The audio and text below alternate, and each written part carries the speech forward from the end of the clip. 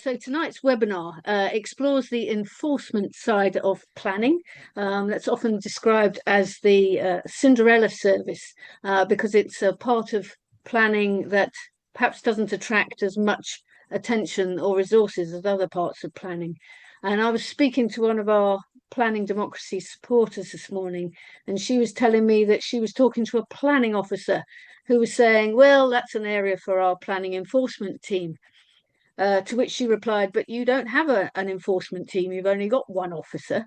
And that reminded me of some research that we conducted back in 2017, which showed that a lot of local authorities actually only have 1 to 3 officers, with some exceptions for like Edinburgh, areas like Edinburgh.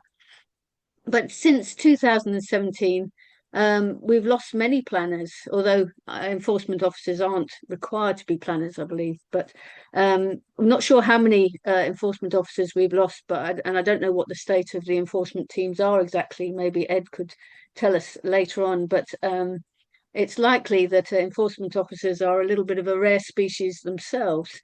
So despite biodiversity and nature being given significant weight in the National Planning Framework 4, as we've learned in previous webinars, nature policies rarely seem to overturn the principle of development, and instead nature protection and enhancement are becoming reliant on planning conditions. So ensuring that these planning conditions are properly enforced is really crucial as to how much a development impacts Scotland's already hugely depleted habitats and species. So it seems important to us that enforcement needs to be properly resourced and a better valued area of planning, because it's fundamental to delivering lawful and acceptable developments that enhance nature. So there've been different solutions to this put forward by different organisations. For example, using formulas to prioritise workloads and officers providing regular progress reports and working closely with the legal teams and so on. But our suggestion is to recognise the contribution that communities can make to the enforcement process, and to work closely with the public and environmental groups to help ensure biodiversity conditions are delivered properly. So it could be said that community engagement is also a Cinderella part of the planning system, necessary, but a bit of a nuisance. So it seems to me that these two Cinderellas need to join forces and perhaps become a pair of ugly sisters. So with that slight provocation, I'd like to introduce our speakers for tonight, who will be giving us views from very different perspectives. I'm genuinely very appreciative of their time and commitment to coming tonight to help us understand how things should work, sometimes don't work, but how they might work with our input. So first up is Ed Swales. And Ed has been an enforcement officer for 10 years at the Cairngorms National Park Authority. And prior to that, he worked at Loch Lomond National Park, monitoring the conditions on their applications. He is chair of the Scottish Enforcement Forum, which is a group of enforcement officers and is open to anyone involved in enforcement. The group helps the members with issues associated with enforcement, for example, dealing with tricky cases, or perhaps talks like tonight. As you can see from his photo, Ed enjoys the outdoors, which includes hill running and other activities probably necessary to maintain some sort of work-life balance, I would imagine. So Ed, thank you very much for taking time out of your really busy schedule to speak to us tonight, and take it away.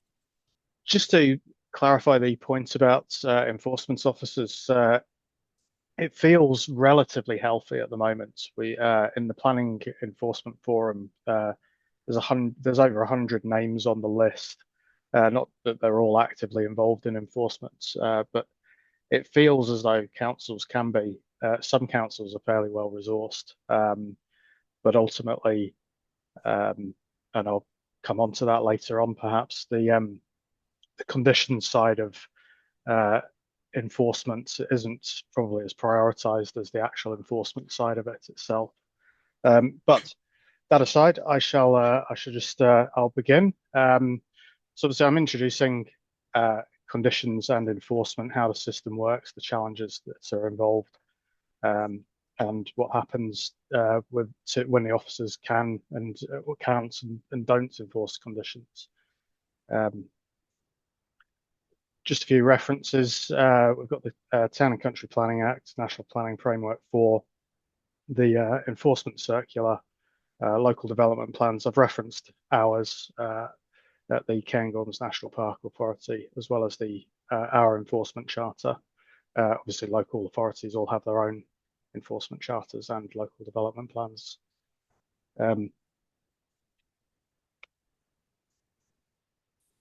Sorry, just letting the dog out.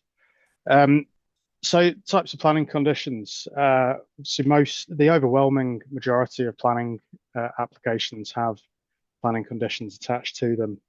The main types, there's four. Obviously, there are others, but these are the main ones. Suspensive conditions, these are conditions that are requiring information submitted prior to any development taking place on site. Can include things like landscaping plans, drainage plans, and more recently, biodiversity enhancement measures. During developments, these are conditions that are requiring things to be carried out while the development's in progress. So avoiding water courses, staying a designated distance away from them, or avoiding trees during breeding bird season. That's the sort of idea with those. Post developments, that's more to do with landscaping plans when a development substantially completes a landscaping plan, biodiversity measures, ecology measures should be undertaken. And then in perpetuity, these are usually restricted to affordable housing conditions to ensure that they're retained throughout the lifetime of the developments. But obviously with the inception of National Planning Framework 4, we've had a discussion and we agreed that the biodiversity enhancement measures should actually be retained in perpetuity as well. So caveats will be put on, certainly on our planning conditions, to insist that any landscaping, any trees planted, bird boxes, bat boxes, swift boxes, all get retained during the lifetime of the development. And this should just ensure that the biodiversity measures that seem important at the time of a planning application get retained throughout the lifetime of the development. 6 tests of planning conditions. Conditions should only be imposed when they're necessary, relevant to planning, relevant to the development permitted, enforceable, precise, and reasonable in all other aspects.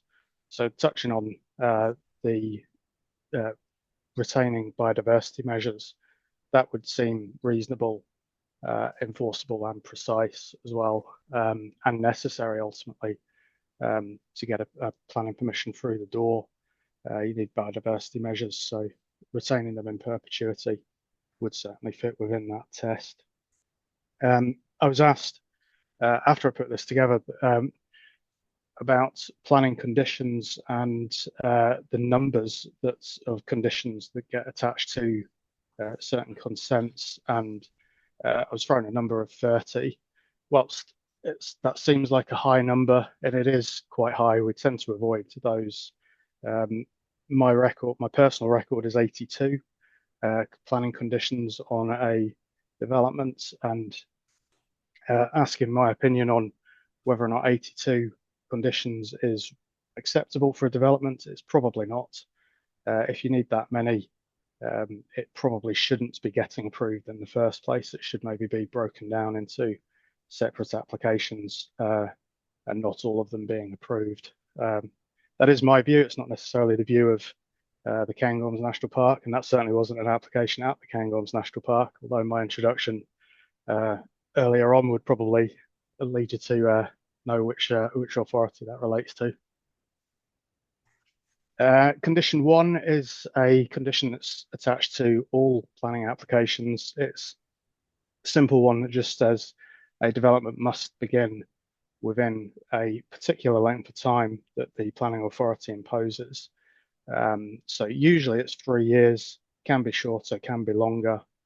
And then once implemented, a development will remain live until it's completed.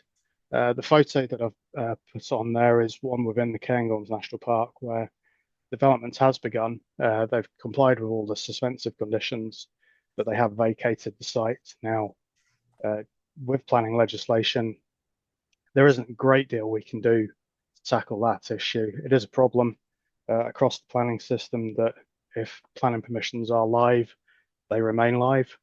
But it's yeah, as I say, it's a problem that's within the planning system itself. And ultimately, if there are no breaches occurring, then it's ultimately just a bit of an eyesore, shall we say, but not one that we can avoid. Reasons for planning conditions. All conditions should have a reason, well, will have a reason on. They will link to policies within NPF4 and the local development plan. But the first part of them should be the reason for the imposition of a condition, and it should be more precise than simply the landscaping should be carried out in accordance with the plans to make the development look nice. They should be give a bit more certainty as to why the condition was necessary in the first place. Not all reasons do that, but they're certainly helpful if they do. Variations to planning permissions. Again, another question I was asked after I put this together was Section 42 applications. Section 42 applications address a particular condition on a development to allow you to vary that condition. I was asked whether or not my opinion on grammatical errors and fixing those for a Section 42 application, if that's appropriate. Simply to retain the lifetime of a development. Again, it's a quirk within the system. It can be a good thing if the development's a positive one, then it can keep that permission alive. Ultimately, if it's not a positive development, if it's something that's less favourable within the community, then it's maybe not something that is appreciated. But it can be a way of getting around the system to get yourself a longer permission, but ultimately it is within planning legislation. Non-material variations, similar, but they're very minor changes to a planning permission where you can change, say, the colour of cladding on your development or the orientation of your house. So non-material variations allow you to carry that out.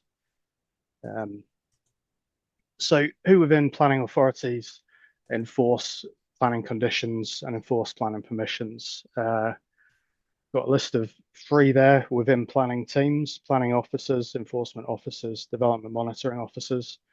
In my career, I've been 2 of those. It's appropriate for any of those to be monitoring planning conditions. I've added conservation team officers. These are your ecology advisors or your landscape advisors.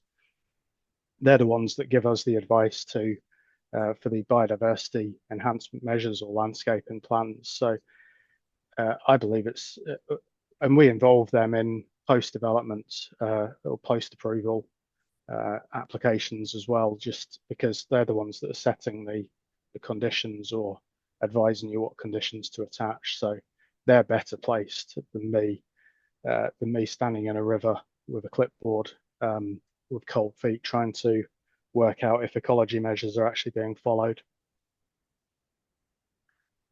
And what are the consequences of failing to comply with a condition or planning permissions? The first step is always negotiation. The last step is always enforcement action, formal enforcement action. Negotiation, we would always seek to come to some sort of compromise between a developer and ourselves if there's been a breach. Ultimately, that may or may not be successful. If it's not successful, we do have the route of breach of condition notices or enforcement notices, but they will always be seen as a last resort. And a successful outcome can often be a revised planning application. It could be a Section 42 going back to that point, but or it might just be a fresh revised planning application. What can the public do to ensure development is in compliance? Remaining in communication with an authority. It's not always, we're not always the most accessible. Enforcement officers tend to be out on site quite often, but certainly myself, I can't speak for all enforcement officers across the country. I am quite happy to receive phone calls relating to developments if somebody has concerns, because I would rather a minor breach be reported that can be resolved quickly than something that's suddenly spirals out of control and it becomes very difficult to claw back the situation. Another point would be familiarity with the plans and the site itself. This can be a minefield. I appreciate that the planning system, the online system, can be very difficult to navigate. But if you have the site plan showing the site layout and the important points such as the landscaping or where the houses are going, where services are going, that's always quite a good start. Site meetings with the developer. Sometimes, I think most often developers would be quite happy to meet, not every week, but certainly quite often with community councils or with community members. If you make yourself aware to them, again, they're probably in the same position as myself. They would rather stop a small complaint at source rather than having something that spirals out of control later on. So what happens when there is a genuine issue on site? Members of the public, community councils, stakeholders can either raise it with the developer or with the planning authority themselves. Again, I would always encourage, if somebody has noticed a genuine issue on site, to raise it with myself or with the planning team. It just becomes far easier, far quicker to deal with it than hiding it away or hoping that it will resolve itself. And I've put the planning authority should investigate. Ordinarily, we will. Again, going back to one of my first slides about the enforcement charters, we have timescales and priorities within those to dictate what we prioritize and what we don't.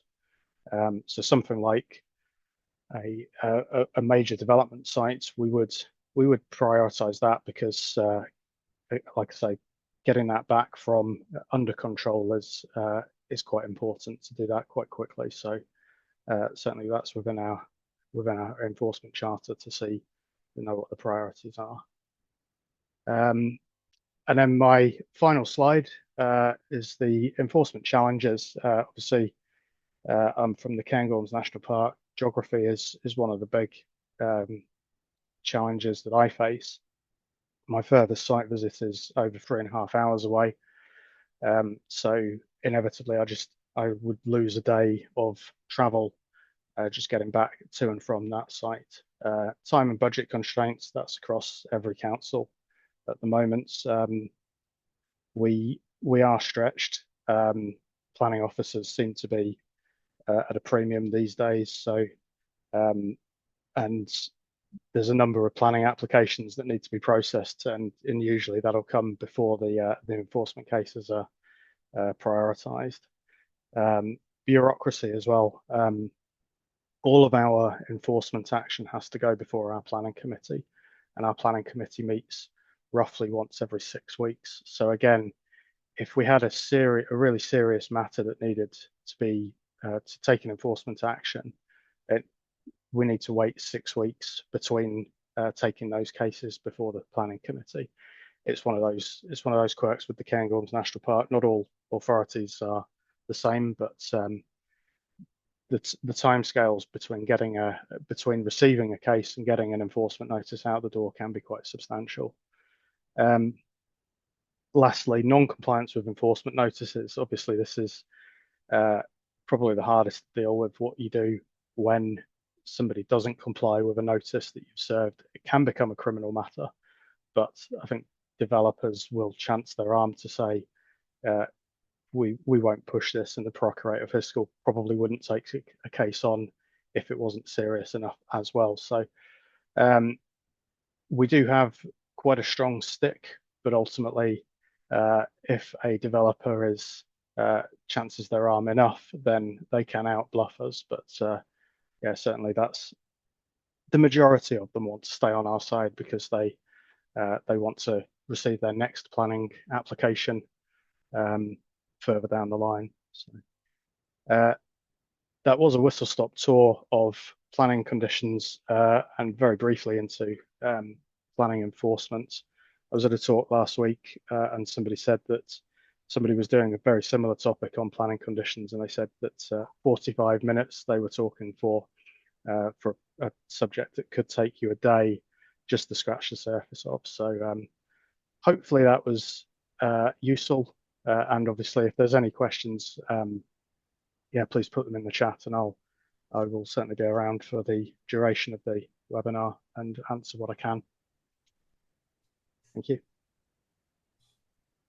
Thanks very much, Ed. And yes, somewhat unsurprisingly, there are a few questions. You might have to scroll down the chat, but you could maybe answer a few of the easier ones or the ones that you think might be useful to have a wider hearing. Then we'll ask those at the end. But that was a great introduction. Thank you very much. Dr. Stuart Bentz is on next. Stuart is the operations officer at Nature Scott, where he has a wealth of ecological qualifications to his name, including his PhD in moth parasites. So Stuart is working on developing with nature guidance and is also helping to develop the new Scottish biodiversity net gain metric. So he's another exceptionally busy person. As his doctorate suggests, he is interested in Lepidoptera, or butterflies to you and me, but also in other pollinators and wildlife. He volunteers for the Scottish Wildlife Trust in their Stirling and Clackmannanshire group, and also volunteers for the butterfly conservation too. So I know you've got a lot to say, Stuart. So without further ado, yeah, please start. Thank you. Hello, everyone. Thanks, Claire, for that introduction. There's quite a lot to cover in this subject, so I'm going to try and give you a whistle-stop tour of the Developing with Nature guidance, which is a bit of guidance that supports Policy 3C in National Planning Framework 4, which I'll explain a wee bit more what that is. And this is usually a talk that I do to planners and developers and people who are enforcing the planning system.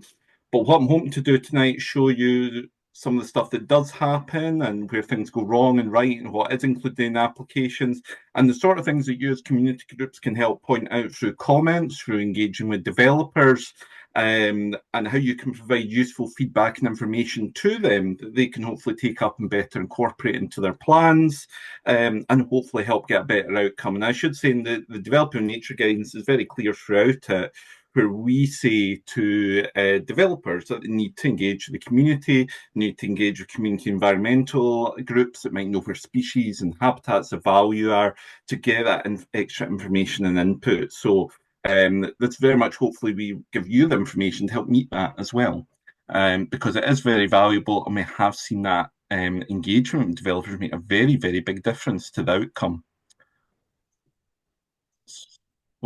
Basically, MPF4 Policy 3C, or Policy 3 rather, is where we find all of the kind of main bits for the nature and overarching policy. The one I'm going to mostly talk to you about tonight is policy 3C, which is the local development. So basically, if a development is going in place, it should be, and you can see the wording of the policy there, but what it should be doing is there should be more biodiversity there afterwards than what there was before. So whatever is disturbed should be replaced, and then some. Now, often you do see quite a few bits that they're like, oh, okay, we put right a wee bit of damage and we shoved the bird box up. There we are, enhancement. No, not really. That's not what it means. If you put up a whole selection of bird boxes plus some trees and other features that will naturally become a habitat for birds to nest in, because obviously bird boxes only last so long, so you need to actually put the habitat in that might get the birds going while the development matures. But also you need to put in things for them to feed on, places to habitat for them to forage in. So it's a very much a combined group of measures. It's not a case of, and you'll see me talk about measures that are in developing for nature guidance, and it's certainly not meant to be a pick one and do the easiest one and leave it. It's meant to be pick a small suite of these, put them in together so they're ecologically supporting each other. So that's what I'm going to talk about. I also work a wee bit on, so I should say local development is basically anything less than 50 houses, to give you an idea of scale. That's not to say developing nature guidance can't be used for other sizes of development. But just keep in mind that's what the guidance was written for, is that size. Now, this size of development doesn't always have ecologists available because it's so small. It also doesn't include any EIA development in that either. So this tends to be the smaller stuff. However, this is also the most common type of application in the system. So small but many, which equals can do a lot. So really, when we started this, we had to understand, what's the current situation. Some people said we do this really well in Scotland. And it was always referred to as housing estates. It was always housing estates got discussed. Oh, we do loads for biodiversity, we do it really well. And then other people said, no, it's absolutely shocking. And we thought, right, we better go and get some numbers, some figures here. Let's see what it looks like. So these were all developments done in MPF3, our last planning framework. We looked at 120 planning applications, all of at least 20 houses or floor blocks of flats.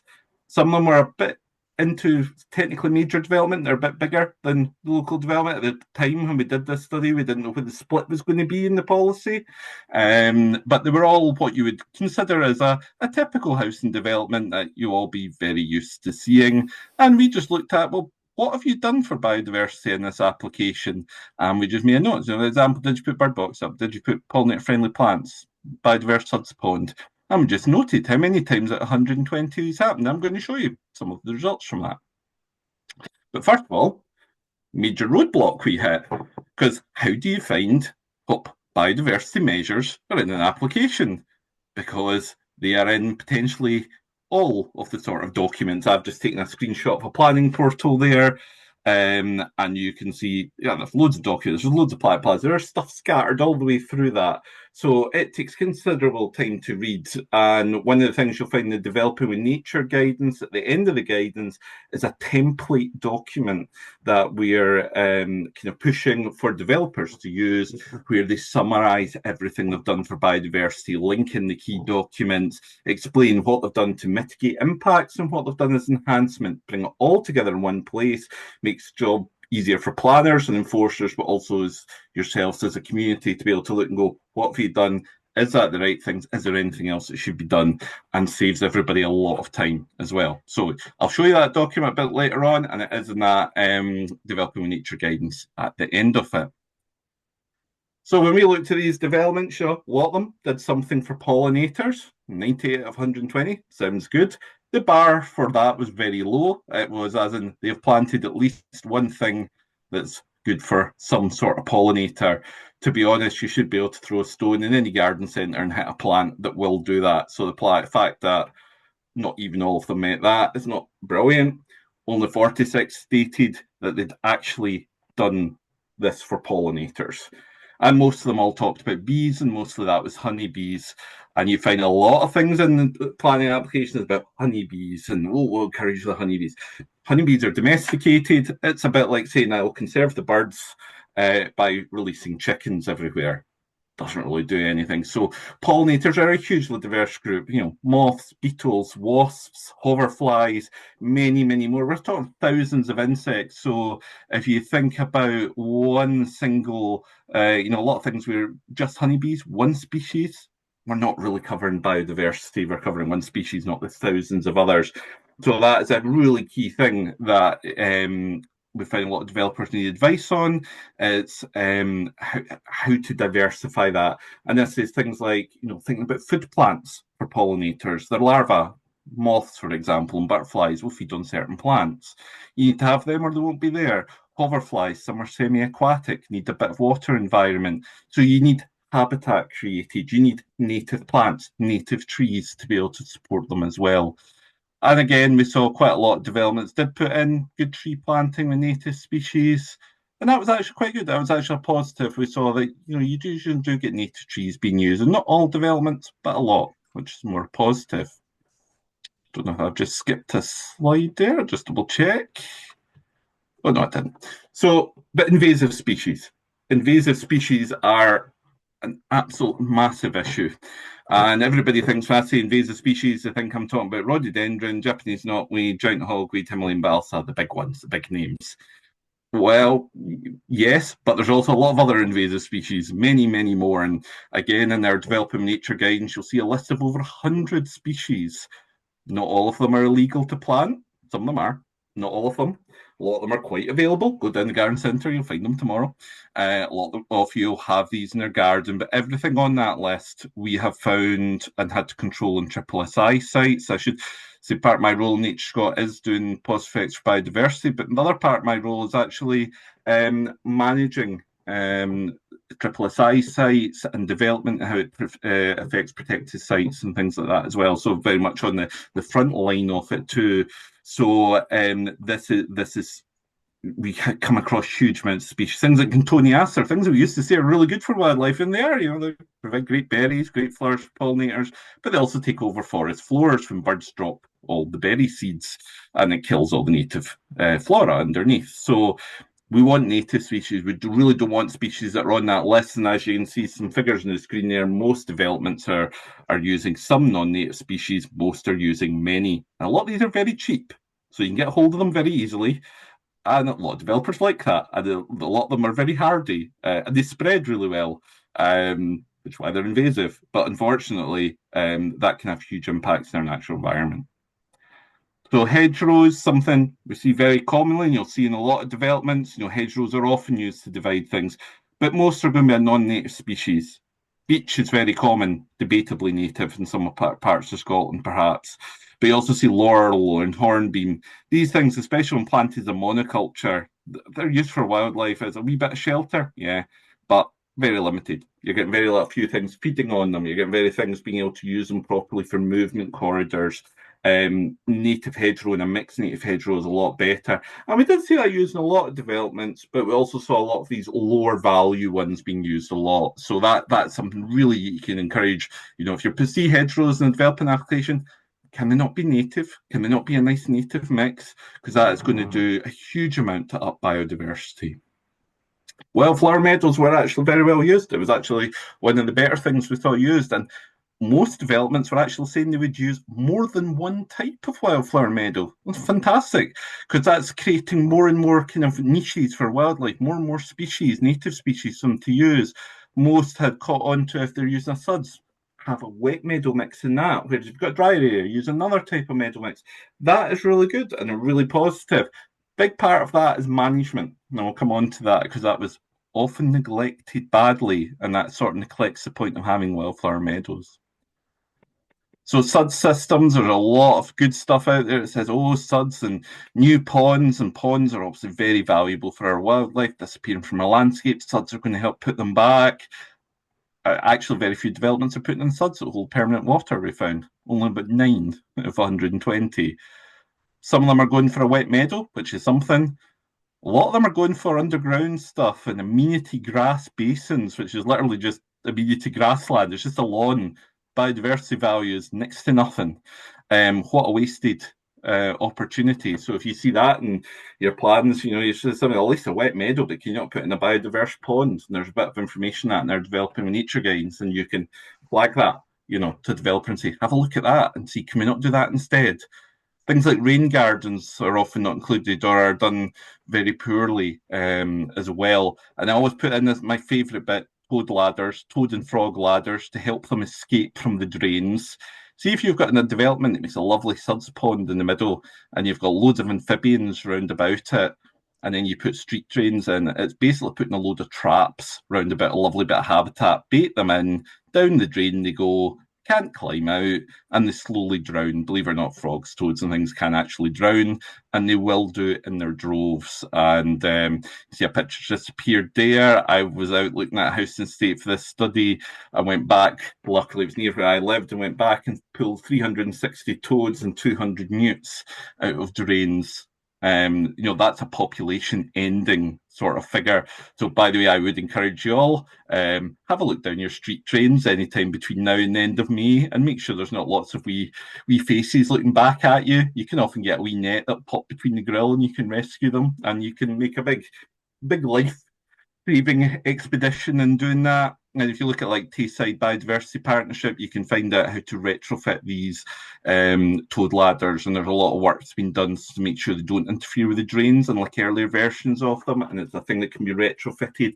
So I would encourage you all to engage with your councils, because to do that, and developers and other managers of places that have drainage, because it can be a really huge decline in amphibian populations. And bad siting of drains like this one in a hedgerow is just sort of asking for trouble. So if you see things like that on plans, ask them to change it. It's just a big trap. Connectivity, a lot of developers have connected up to some extent. A lot of this is about green connectivity, so they'll connect green with green, but not make, we'll connect 2 bits of woodland by putting an amenity bit of lawn, shortcut grass in between. It's not really connecting it up for wildlife. You imagine if you're a red squirrel, do you really want to run across that to get to their bit of forest? Probably not. So it's about getting the right sort of connections. And we did see quite a lot using things like mini woodlands and hedgerows.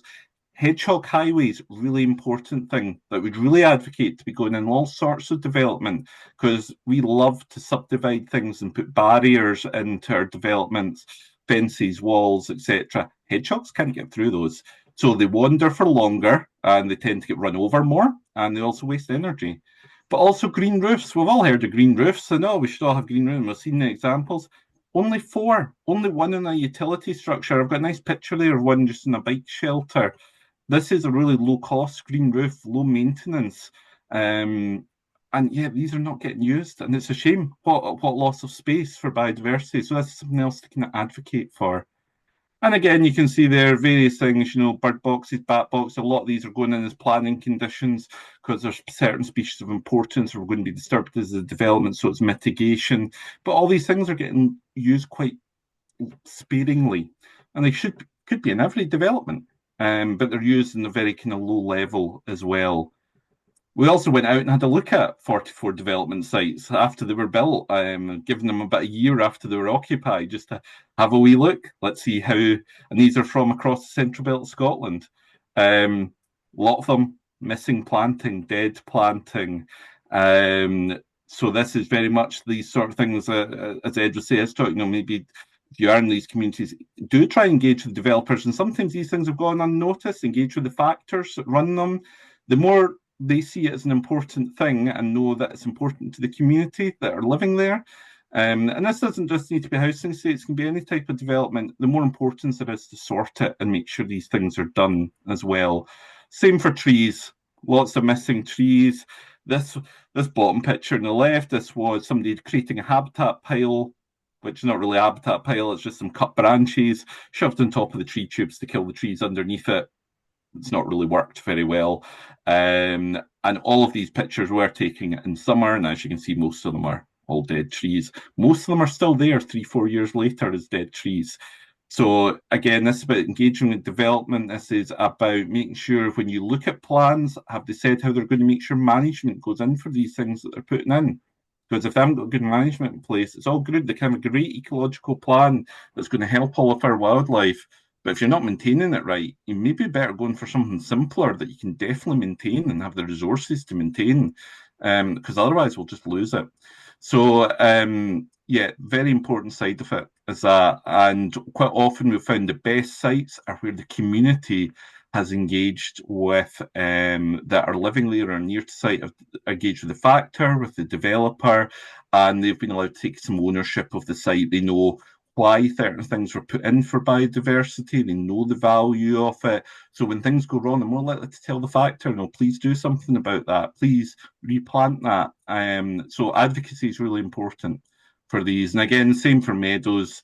You know, lots of things missing, dead hedgerows, not being cut and maintained properly. So again, it is a really important thing to advocate for these and make sure that when you see a nice plan that has all these wonderful things that somebody's asking, you've got a management plan. Do you know how you're going to look after it? Do you have the resources? And the other thing is to always kind of flag, and is worth flagging, is, you know, when people are building these things and say, are they putting the right protection in for hedgerows? And, you know, can you ask the developer maybe to have a toolbox talk with everybody on site? You know, don't dump stuff over the back wall into the hedgerow. Be careful not to drive the digger through the hedge. Now, I've done some stuff with people who actually work on site, and a lot of the time, they're not from, you know, environmental background. They're just trying to get the job done. And sometimes, yeah, they might disturb things or dig things up. They're just trying to get the digger into the best place to do the job. They maybe haven't thought about it. It is that simple. So having somebody advocating and saying, can you make sure those on site know about it? Because a lot of them, when we've then spoke to them, I've got, I wish I'd known that. I've been doing this. I've been doing things like that for years because I didn't see the point of these sort of protection plans for, you know, tree roots and stuff. So it's important to ask to do that, and to engage with the developers to make sure they're talking to folk on site. So developing with nature guidance, I'll give you a very quick look at what it looks like. And at the moment, we've only got a text version that's online. And we are currently about to release a fully illustrated version that's a lot better laid out and structured, because unfortunately the current one is very, very text heavy and a wee bit hard to go through. So we are working on that, and you'll see some screen grabs from that tonight. The key thing in it is the mitigation hierarchy. You know, we always want a developer to avoid any sort of habitat loss. Even if they say they can put it back, you know, it takes time for a habitat to mature, so it's best it's not disturbed. Minimize what is done, restore what you can, and then if you can restore on site, offset off-site. So, but always try and do it on site. There's a lot of debate about how much should be done on site, or if you can get a better result off site. And maybe you should just take all your biodiversity stuff and put it off site. But there's a risk there that a local community is going to lose their biodiversity because it's all gone away and be done off site. So you don't want a local biodiversity desert. So it's very important to always make sure there's things on site. So the guidance in its first annex gives 24 different measures for biodiversity. These are all things that you could suggest to developers. Oh, could you do this? Could you put that in? It tells you and gives you some instructions about how and where these things are appropriate. And we mock up there of how it might look. You know, really, yes, we're not just asking folk to put up bird boxes. We're looking for bird boxes with log piles, with, you know, lots of trees, wildflower meadows, nice biodiversity pond. It's about stacking multiple things together. So a wee bit of a vision there for what a good development might look like. And in the first bit of the guidance, there is lots of text, but this is all things that you could point out to both planners and developers. You know, take a place-based approach. What does that mean, and what should really be going on there? Long-term enhancement and securing that, selecting the right type of measures. So this is all background information that you can reference when you're responding to an application, putting in your comments, talking to a developer. This is a lot of the base information to help make those arguments. And there's more there, but careful species choice, really important things like Scottish Biodiversity Action Plan, local biodiversity action plans, or similar documents that exist. This gives you so much extra information where you can advocate for those important species and important considerations that are within your local area. And this is what the measures look like. So orchards. Orchards are really good for biodiversity. Put a wee orchard in the site. Real nice way to engage people and nature. Feeds both.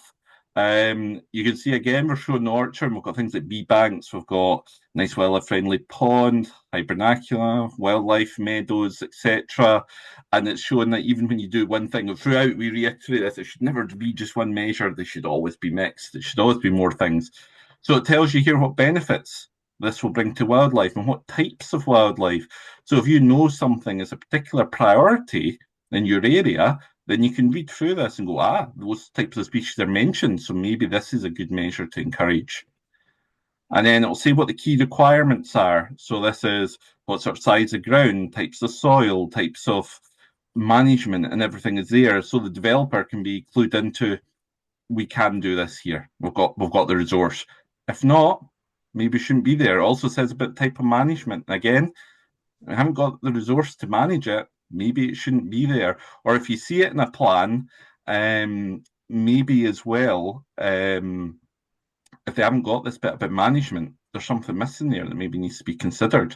And that's maybe something worth commenting on. And we also see what measures are complementary. So we're saying, yeah, do an orchard, but there's all these other measures that are in our guidance. They should probably be in too, because they all work very well together. So you start to build up a picture. And then there's a bit about nature notes, and this tells you other wee bits and pieces that might help, but also key wildlife that these things would help and support.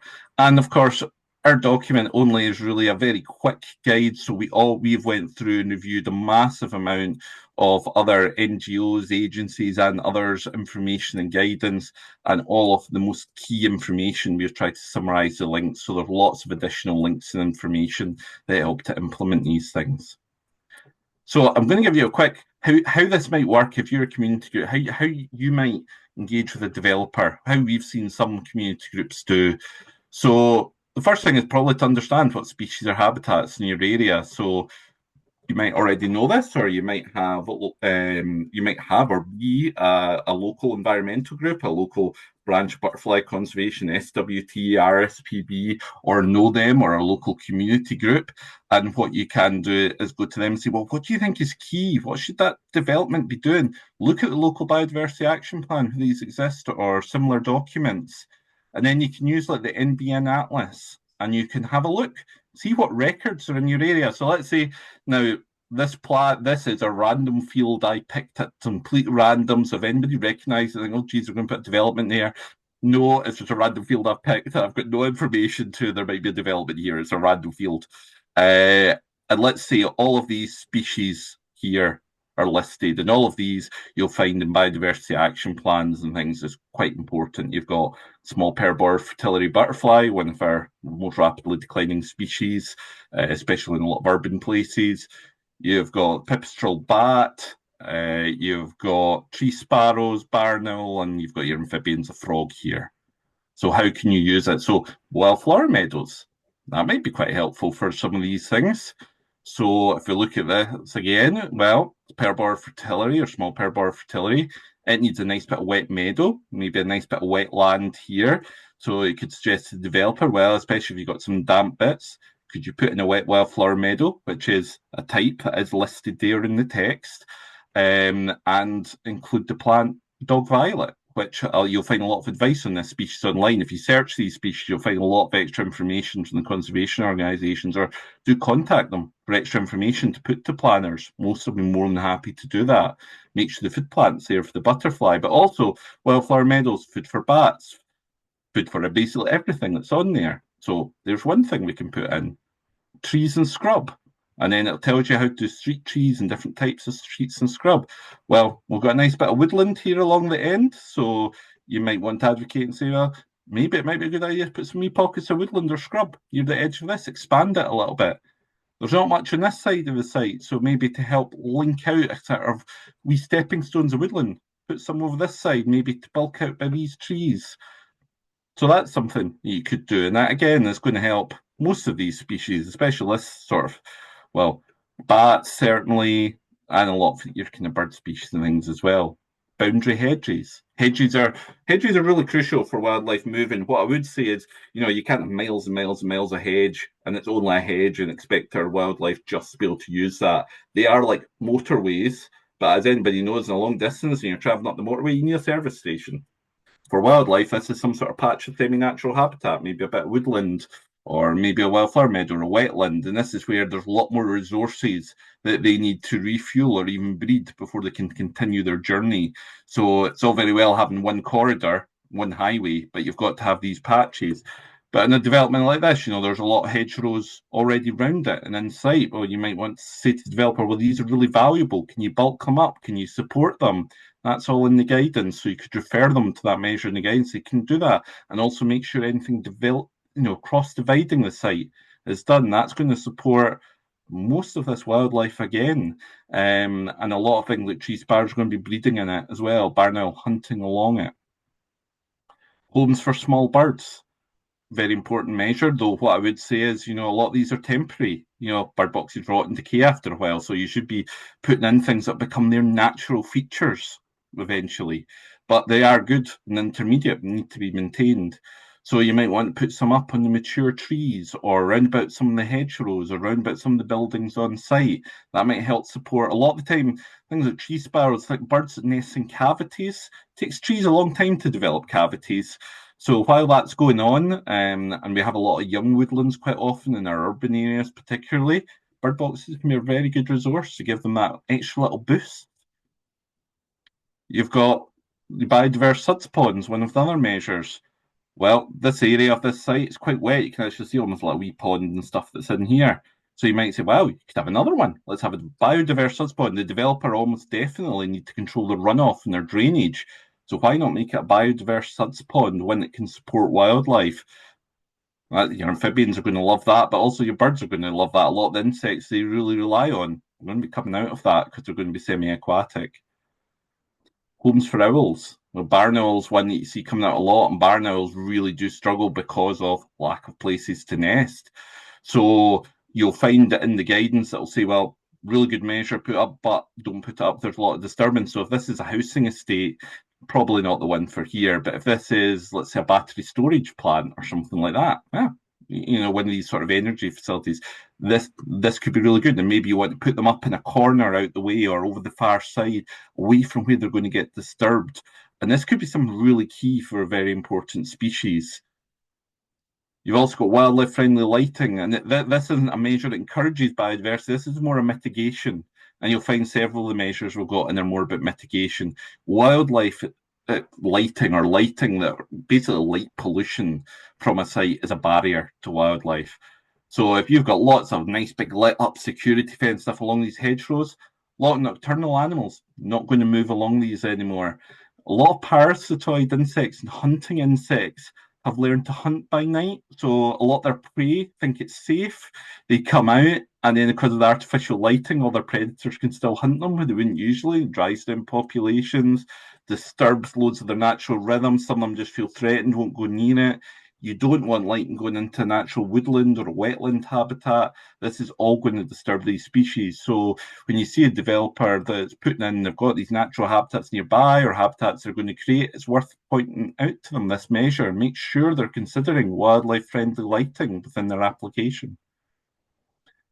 So all of those things, hopefully that gives a whole picture. You can stack up these measures, and rather than just going to a developer and kind of saying, well, we want you to do more for biodiversity, you can make suggestions, you can say things, and also you can put them to this guidance. So they may not, especially smaller developers, they may not have the advice expertise there. They might not have an ecologist. So this is a way for you to advocate and say to them, well, there's this bit of guidance, and there should be some links for this going into the chat, and you can see the guidance, and you can say to them, well, why not consider doing measure 8, 10, 18, and then it gives the developer something to look at, something they can build on, something that they can consider. And it's very worth engaging with them to do that, engaging with the planners to do that. Biggest thing developers come and say to us is, we just don't know what to do. So if they've got you as a local community group advocating, saying, we've got knowledge about the wildlife of this site, and we think these measures will be really beneficial, especially for species X, Y, Z, a lot of them will jump at that chance. And I know several groups that have done this and have had really good contact with developers because they've gone, you've come with ideas, we want to hear them, tell us more, please. So this is just another thing that's in the guidance. This is this list of invasive species. Piri birds. If you don't know that plant, please have a look at that. It's one of the it plagues my life because it's in a lot of my protected sites. It's not very well known, and it is really beginning to affect woodlands across Scotland. So do have a look at that one. You'll notice various things in here that you might even notice in your garden, because we haven't considered them a problem in the past. Nobody should be planting these, and if they do have them on site, they should get rid of them as well. We don't want them present. This is New Zealand piri piri burr, and this thing will just get onto anything, dogs, you, and you'll carry the seeds, and it ends up all over the place, and it spreads like wildfire. Also spreads in ground that's been poisoned by other invasive plants that have been removed or have had rhododendron. So you can get rid of one species, and then this thing takes off. So this is a list, and you can refer developers to it and go, by the way, so when you're doing your planting plan, please just avoid anything on this list, because we know these are all things that we know have caused problems in Scotland. And then we've got an aquatic list, very much similar. All of these, we have evidence, we know that these cause problems, so nobody should be putting them anywhere. And then this is the very last thing. This is this kind of template altogether document I mentioned at the start. So where you've got all these planning documents, and they are, you've got biodiversity stuff hidden all over the place. How do you know what they're doing for biodiversity without reading for hours and hours through hundreds and hundreds of documents? Well, this is our sort of suggested template for pulling it all together. You might put about the site, the development, you'll put in where the relevant documents are, what stakeholder engagement have you done, where this is us trying to encourage developers from the start to see who they've engaged with, local NGO groups, community groups. This is another way for us just try and push that level of engagement, and hopefully with yourselves also going to developers and advocating for nature and biodiversity and offering that support and offering that input. Hopefully the two things will meet together. And then what we say is we've got the various sort of things you might do, and we'll split it, mitigation and enhancement. So this is one of the things we found is very difficult to sometimes tell in planning applications, because they'll say, oh yeah, we'll put in so many trees, but then you find they've cut down 40 trees, and yeah, they've put in 40 trees, but yeah, there's no enhancement there. You've just replaced what's lost. If anything, because you've lost mature trees to young trees, there's probably a loss there. So we find a lot of developers have reported back to us this is quite useful for them, because they think they've done a lot, and then when they start splitting it to mitigation and enhancement, they start to think, oh, actually, it's not as good as it first sounds. Maybe we need to do a bit more. So we really do advocate for this template, and it really helps build up a picture for the developer, for the community. It helps a wee bit for planners, so that they don't have to, they can get a snapshot quite quickly and then can comment on biodiversity. And we ask the developer for a summary. So thank you very much for listening, and please do put in questions in the chat. My email's also there. Please do feel free to drop me an email, and I will get back to you. I often get a wee bit snowed under with emails, so if it takes me a wee while to get back to you, I promise I will. But please do feel free to contact me, and if we don't get to all the questions in the chat, I'm happy to follow up later. So thank you very much. Thanks very much, Stuart. Yes, that was all brilliant. And yes, there are questions in the chat, plenty of them. I'm struggling to keep up with them all. So I think what we'll probably have to do is follow up a lot of these afterwards. But that was really great. And I think people really enjoyed that. So I didn't want to stop you, even though you've gone a little bit over time. So what I'm going to do is take an executive decision and say that we're not going to have a break tonight, but we're just going to carry straight on. I hope everybody's okay with that, to hold on for another half hour before you have a comfort break. So I'm going to move on. But before I do, you mentioned SUDS projects.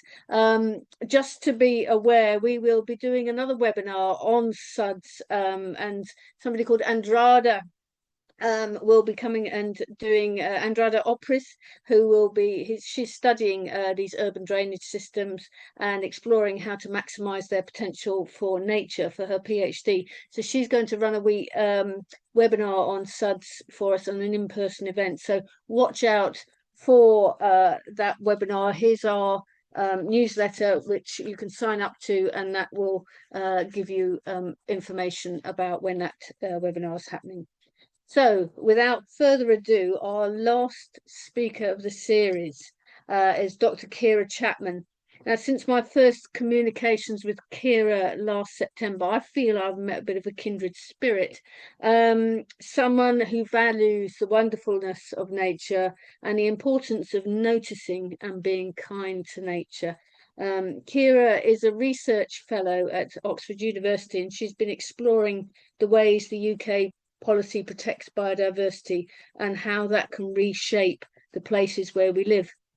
And she's also written this book, Nature's Calendar. I don't know if everybody can see that.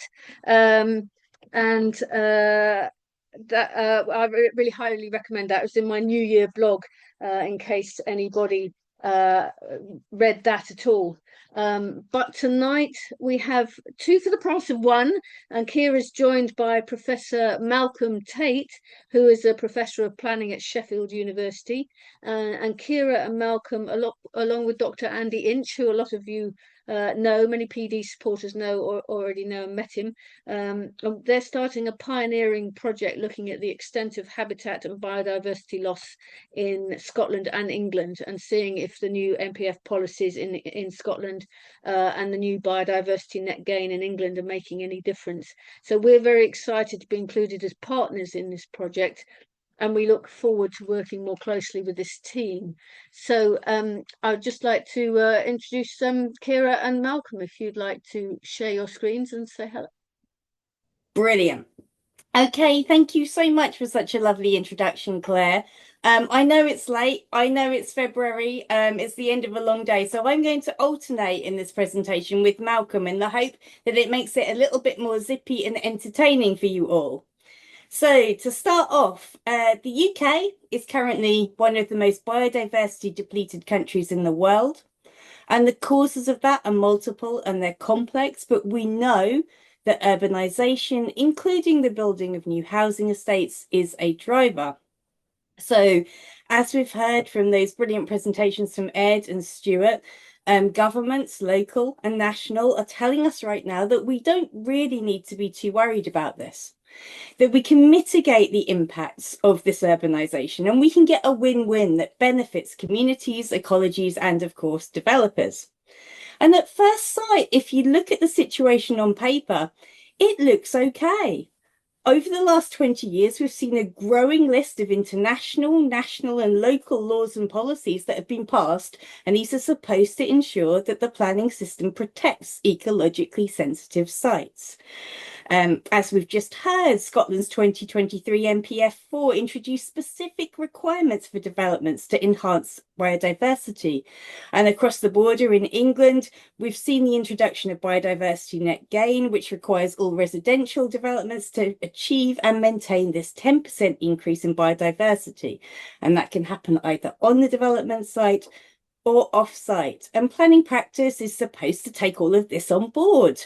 When developers seek permission to build new housing on an ecologically sensitive site, they're supposed to do a good ecological survey, and that's supposed to be read by the local planning authority, and we're supposed to see a process that results in these conditions, which are supposed to be binding. But here's the problem. All of these commitments, from policies to surveys to conditions, they exist on paper. There's been very little work assessing whether developers are actually complying with this in reality on the ground. And this presentation leads very nicely on from the last one, because we also decided to find out what was really going on the ground. But before Malcolm tells you a bit more about what we did, I want to ask a bit of a provocative question. And I'm going to leave the answer of this question up to all of you guys. Question is, are we being gaslit here by policymakers and developers? Are we being told that we've got a system that's protecting nature because we have all of these fancy policies in place, while on the ground very little is being done to guarantee against failure? What is gaslighting? Well, let's be honest, it's not a term that my colleagues in the psychiatry and psychology departments would be happy with me using. It's not a proper psychological term. It's not a therapeutic term. It's a colloquialism. It comes from this 1944 movie, Hitchcock's Gaslight, where a husband deliberately tries to get his wife to question her sanity. And one of the ways he does this is he turns down the gas, and the room goes dim, and then he pretends he hasn't done anything and she's just imagining it. So gaslighting describes a situation where an abuser denies facts, situations, or feelings that have happened. And it's also a situation where people pretend to forget promises that they've made. So I'm asking this question with a sense of mischief. Over to Malcolm. Right. So practically, how do we do this? And it's used to know that Stuart's also done some work in the Central Belt around this. In summer 2024, last year, we were given some money by Wild Justice. That's these guys, Chris Packham, Mark Avery, and Ruth Tingay, to go out and audit 42 new housing developments across 5 local planning authorities in England. And what we did was to download all the documents from each council's planning portal. And that's not an easy job to sift through those. But we looked at everything because we wanted to do 2 things. Firstly, when and where ecology got raised in the planning process, and to identify points of failure. And that became part 2 of our report. As you can see on the screen, that's our report. And we don't really have time to discuss it here, but if you want to learn about the many places where things are going very wrong more generally, please do have a read of that. The second thing that we did, however, was we got hold of the final conditioned versions of landscape and ecology management plans, landscape and planting plans for each site. And we went out and we audited each development. We walked every street, every public open space of 42 housing developments. We ticked off every tree, every bird and bat box, and every area of grassland. Over that summer, we walked over 291 hectares of land. We surveyed nearly 6,000 houses in total. We searched for just shy of 5,000 trees and getting on for 900 bat and bird boxes. And what we found was essentially failure on a massive scale. Just 53% of the ecological features that should have been there were actually present. When we actually excluded street trees from that calculation, that figure fell to 34%, just a third of the ecological mitigations and enhancements that have been specified in the planning consent were actually there. To look in a bit more detail about this, more than half of the wildflower grasslands were sown incorrectly or damaged. Nearly half of the hedges are missing. When it came to woodland edge seed mixes, quite critical spaces of transition between woodlands and developments, often to try and protect those woodlands. Often, in some cases, in our analysis, these are ancient woodland. 82% of those are missing. The data was actually worse for species-specific mitigations. Stuart mentioned hedgehog highways. 83% of those that we looked for were missing. 75% of bat boxes were missing. 75% of bird boxes were missing. Some swift and bat boxes had even been installed upside down. They hadn't followed any British standard whatsoever, which made them essentially useless to their intended occupants. Now, what was interesting about this was the pattern was surprisingly similar across a whole sample of sites. For all sorts of property developers, from small local developers right the way through to the big national volume house builders, it didn't really vary according to the sizes of development or indeed their location across England. And we looked at those from southwest, southeast England, the Midlands and northern England. Given that we looked at a range of local, regional, national house builders and varieties of development, we think that this strongly suggests a systemic issue across the planning and development system as a whole. Back to Kiera. So, why is this happening? And what can communities do about developments near them that are failing? We have 10 suggestions, and the first is come and join us. We're doing a 3-year research project on the interface of planning and nature, as Claire mentioned, and we're going to be working with Planning Democracy on that. One of the things we're going to do is to produce a toolkit that will enable people in communities to hold developers to account. It's going to be exactly really what we did, just written up so that you guys can take it on. And we're going to put together some training resources to help with this. And please, if you do decide to do this, do send us the data, because one of the things we need is a national picture, England and Scotland and Wales ideally, so that we can build a strong argument that action is needed on this issue. Second, we need better regulation. Planning consents, as we heard from Ed, are supposed to be enforced by these specialist teams in LPAs.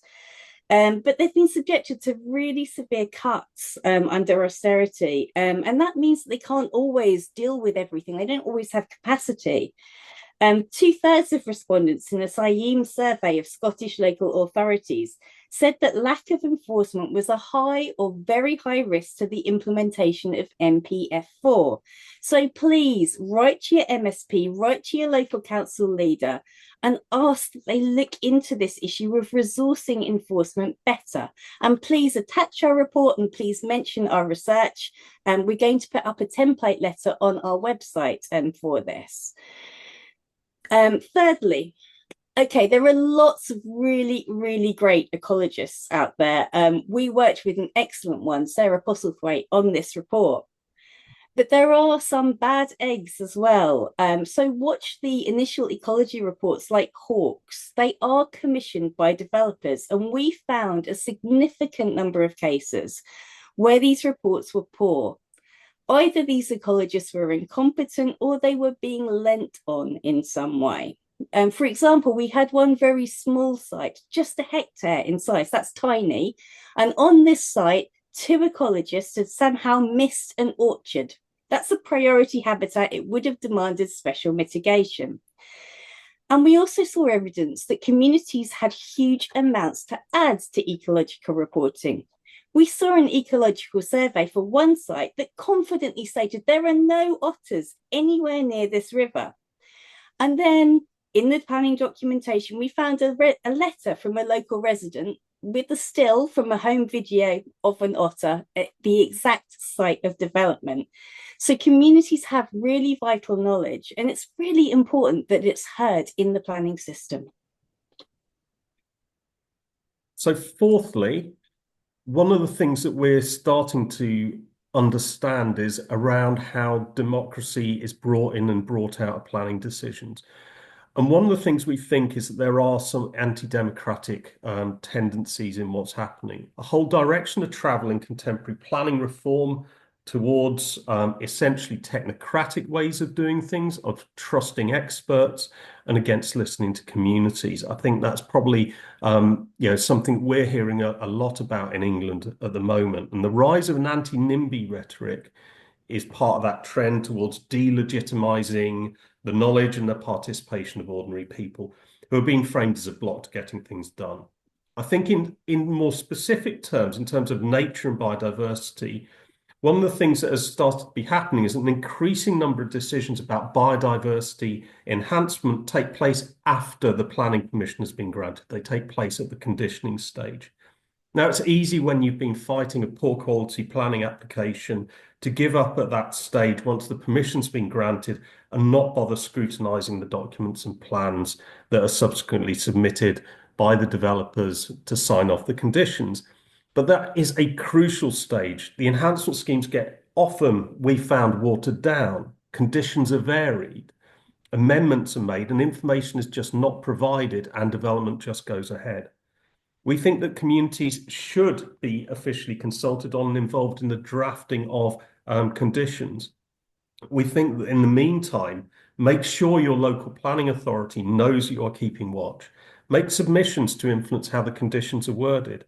A key issue which we found, despite all the guidance and standard conditions, is that there are still some very poorly worded conditions which are almost impossible to enforce.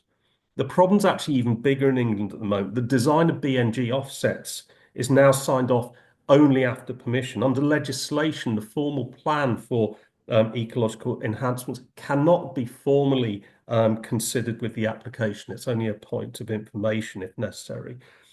International experience has shown that this is deeply problematic. In Australia, that's happened.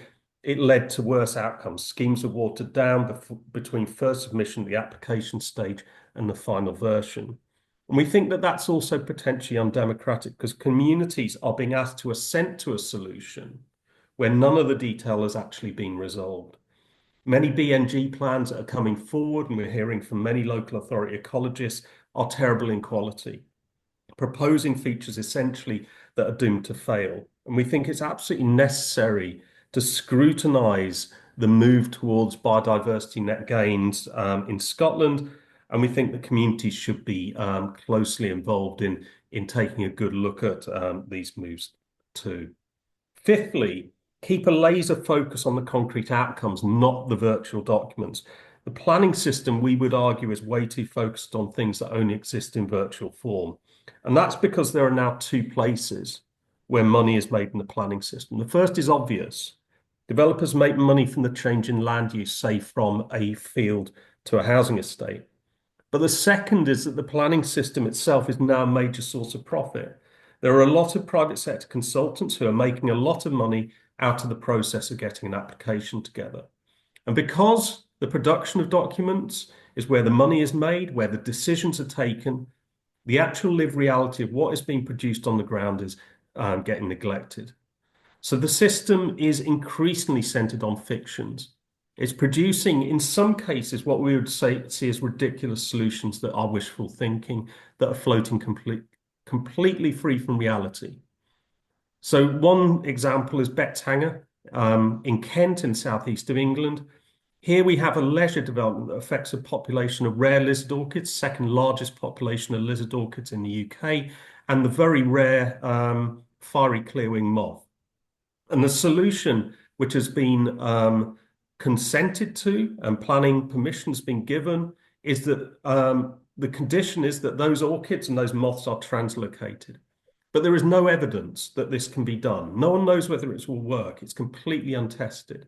But it's been presented as a serious, meaningful solution.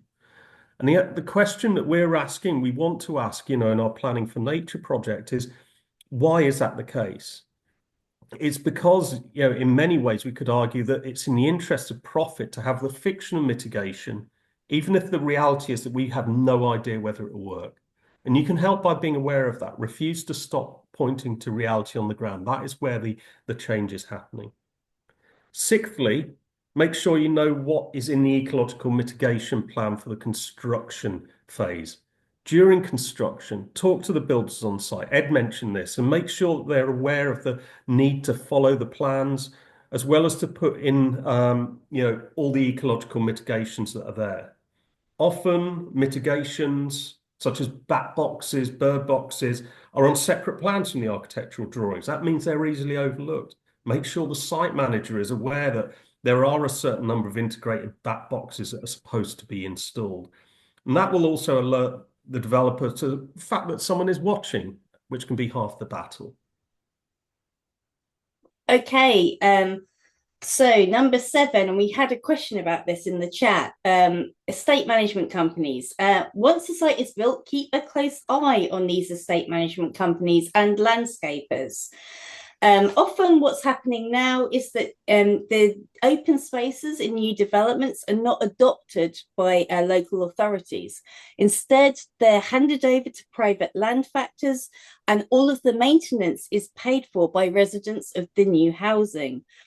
And we saw clear evidence that some of the ecological features that developers had managed to put in were being destroyed by poor subsequent management by these companies. So talk to them, make sure that they know what's in the landscape and ecology management plan and that they're sticking to it. And there's a bit of an aside on this. At the moment, most of the ecological economists are looking at England and they're scratching their heads. Why are developers putting in on-site mitigations and not going for the off-site option? You see, the point of BNG in England was to generate a revenue stream for off-site nature conservation. So this is a really big problem for the economists, for their thinking about this whole policy.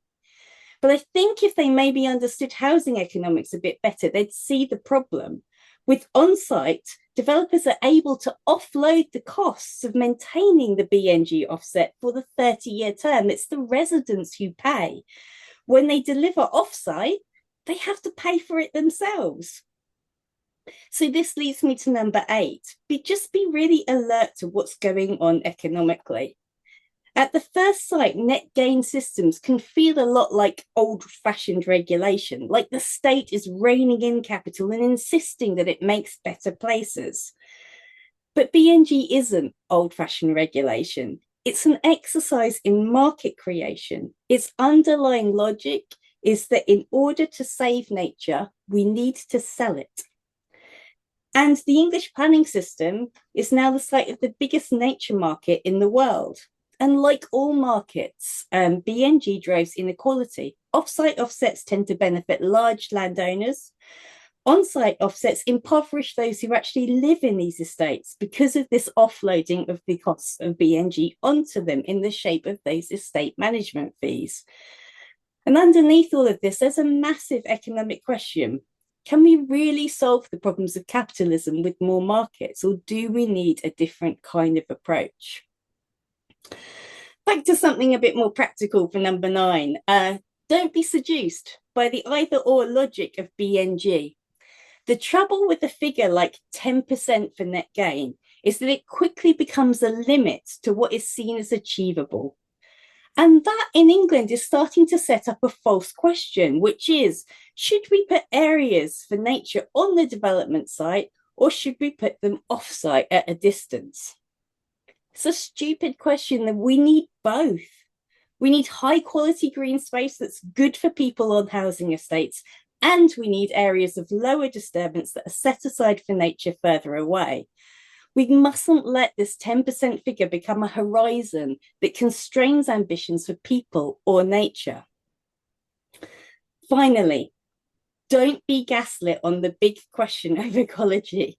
I don't know if it's the same in Scotland, but in England, Rachel Reeves is trying to make it appear as if those who care about ecology are just mad Baton-Newt people who are getting in the way of growth.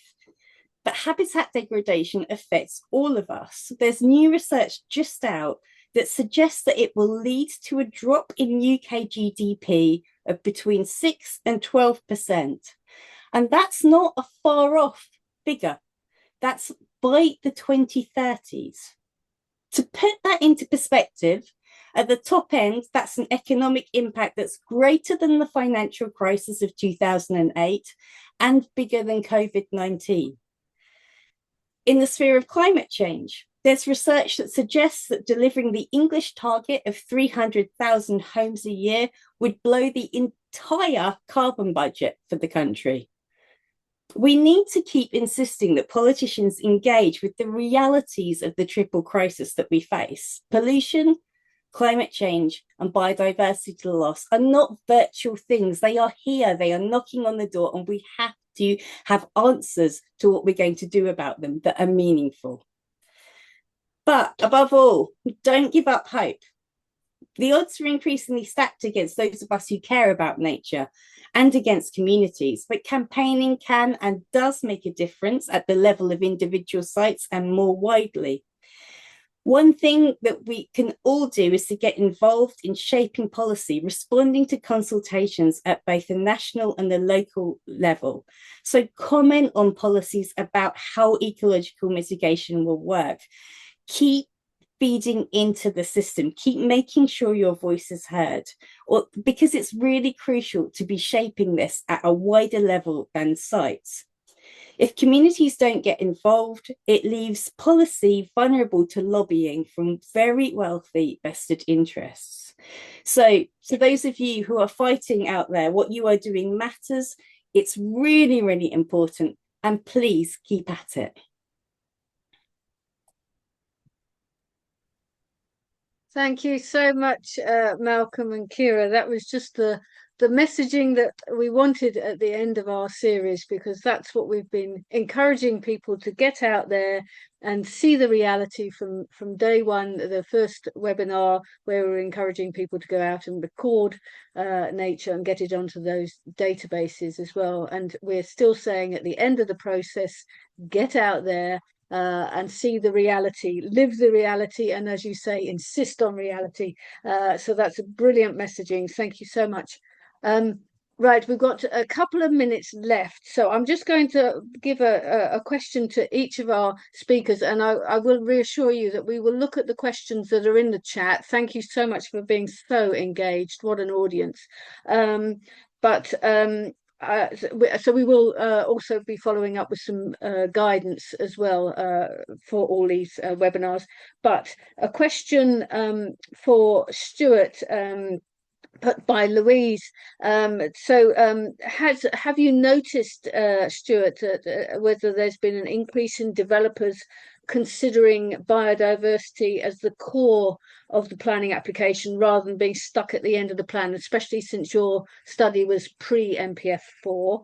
So that's one for you, Stuart. One for you, Ed. I was just wondering whether you could expand upon the enforcement of the monitoring of ecological impacts once the construction has been finished, because there's been a bit of chat about that, and we've been talking about how can we regulate the factors as well. That's come up in the more recent questions as well. And then finally to Kiera and Malcolm, I was just wondering, maybe you want to say a little bit more about the toolkit and how it might become available for people, and maybe how we can work together on that. Well, I don't think we've quite worked that out yet, have we? But anyway, so Stuart, are you ready to answer your question? Do you want me to repeat it? Let me know. No, so have we seen a difference, and develop rather than biodiversity being tacked on to the end and it's in there somewhere in the planning application? Is it taking a more front of the application approach? And the answer is yes. Though the bar was fairly low to begin with, I would say, and I wouldn't say, we've got a long way to go. But I have seen a lot more developers are putting it in. Some councils around Scotland have written their own template, like that one I showed in Developing with Nature Guidance, and they're asking for that to be used. So we are seeing developers do it. And what I've been really surprised at is how much developers do want to do the right thing quite often. But they just don't know how, especially for these smaller developments. And that's where sometimes yourselves and many of you that represent groups here can, really push that information and knowledge to them, help them see that it's an important thing for where that development's going to place for their community, and realise, we need to see this as a higher priority. And we have seen developers do that, and we have seen a lot more developers referencing Developing with Nature Guidance and putting things in. So we're seeing improvements, long way to go, a lot of awareness still to increase, where problem's not sorted. It's early days, but we are seeing it, and there is more guidance and more push coming to help with these things, and hopefully with the likes of all yourselves helping with that, we will see it improve. I am. It's a big challenge, but I'm overall quite kind of positive. One thing I would say is, local development plans in Scotland are coming out, lots of public consultation, including suggested sites for development. People will be proposing sites for where development should go. This is your chance as communities to really be putting in where you want to see development, not see development, be influencing how planning policy is going to be done in your local areas. So please look at what biodiversity policies and enforcement, etc., is being considered, and what levels and standards are going to be aimed for biodiversity. So please have a look for your council area, what the local development plan process is. It's happening across Scotland now because the new planning framework has triggered a whole round of new local development plans coming out. Please have a look, see what stage they're at, and how you can engage and consult with the process. It's really important. Another wee thing I forgot in mine was, please biologically record. Please use iRecord or send things to your local recorders or whatever, because if we don't know where the wildlife is, we can't put the right things in to save it. So I know there's been a webinar about that earlier in the series. Please do that, because it's so important. Thanks, Stuart. It would be helpful if you could answer some of the questions in the chat, particularly around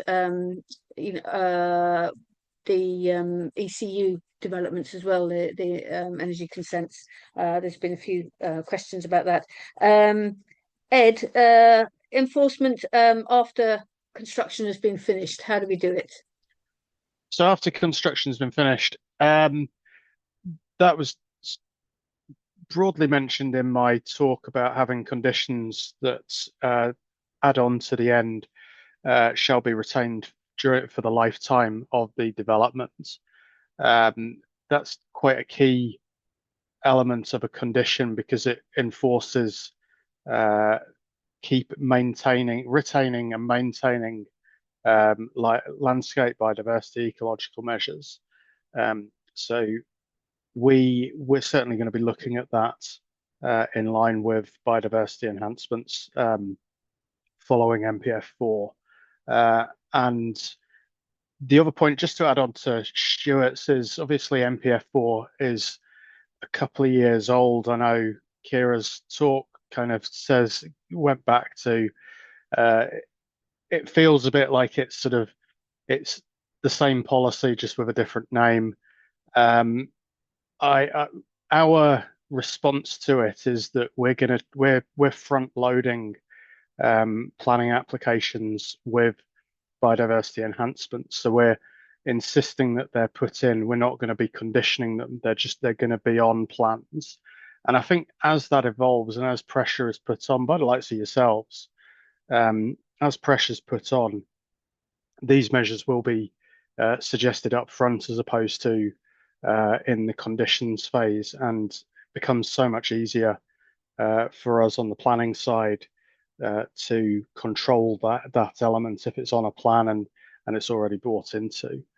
But yeah, going back to the factors point of view, factors are a bit of a law unto themselves. I wrangling with a factor locally about landscaping. It's not significant enough to take enforcement action. But it's the residents who are actually fighting against the developer and the land and the factor to insist that the green space is in a better condition. It's already got grass on it. So in terms of going back to my precision in the 6 tests, it has grass on the field. So therefore it complies with the conditions. However, the residents aren't happy and they're fighting the factors and they're not paying their factoring bills until they're satisfied that the green space is to their satisfaction. And that's great if you've got residents that are willing to take the risk, because ultimately somebody will be threatening legal action because something's not getting paid. So it's trying to also counter a factor by having almost a residents association, neither of which are a brilliant solution. But I think if residents are brought in to their developments, then that can only be a good thing. Sorry, I've waffled a bit there. I shall stop. No, I think that was exceptionally useful waffle, actually. So thank you very much for that. A few ideas there. And finally, Kiera and Malcolm, how do we find a toolkit? What are we going to do about that? Yeah, just to second what Ed just said, I mean, I can't tell you when we were doing our audit how many times like women came running at us, and it was always women waving bits of paper saying, "Are you from the factors? We need to speak to you about the landscaping." So yeah, definitely getting involved is a great idea. So the toolkit. We want to get this written as soon as possible. We want to co-produce it because we realized that we could write a document that that seemed clear to us that wasn't clear to anybody else. So we will be looking for a group of people to test it on. We'll be coming to Planning Democracy for some people to test it on, I think. Claire and I still need to have a proper conversation about this. But we would like to get this going really, really soon because we've got a hell of a lot of people wanting to do it. So, which is great. We've just been so busy kind of responding to stupid suggestions from the Labour Party in terms of planning reform. We've had to respond to so many consultations in the last month or so. It's been relentless. But I think we're finally getting to the end of that now. So we're hoping that we can get started on the toolkit pretty quickly now. Thanks very much, Kiera. And that just reminds me that 2026 elections are coming up. We've already responded to the draft Labour Party, Scottish Labour Party manifesto, which mentions planning 3 times in rather worrying terms. So just remember that you can go and speak to your MSPs at this moment. They'll probably be listening very hard for the next year because they'll be wanting your votes. So maximize on that opportunity to put forward the importance of planning and the importance of good planning and the well-resourced planning system as well. So there's plenty of opportunity to move things in a positive direction. Right, I think that's we're a little bit over, but I think you've all been so engaged that it's been well worth going over time. Thank you to our speakers for all your energy and to the audience. So we look forward to seeing you at our in-person event at Palace Rig on the 22nd of March, which is a Saturday. We look forward to sending you more information about that. Goodbye.